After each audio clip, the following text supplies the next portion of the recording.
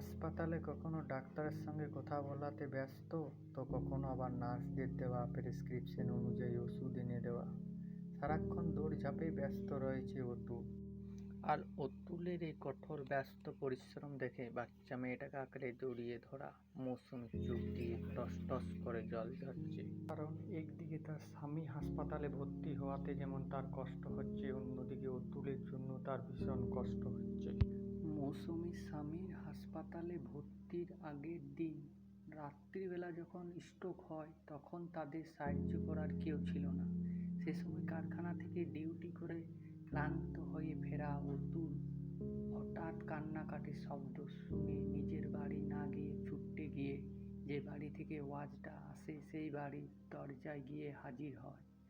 আর এই বাড়িটা ছিল মৌসুমী। আর তার স্বামীকে মূর্ছিত অবস্থায় দেখে অতুল তৎক্ষণাৎ তাকে হাসপাতালে নিয়ে যাওয়ার ব্যবস্থা করে।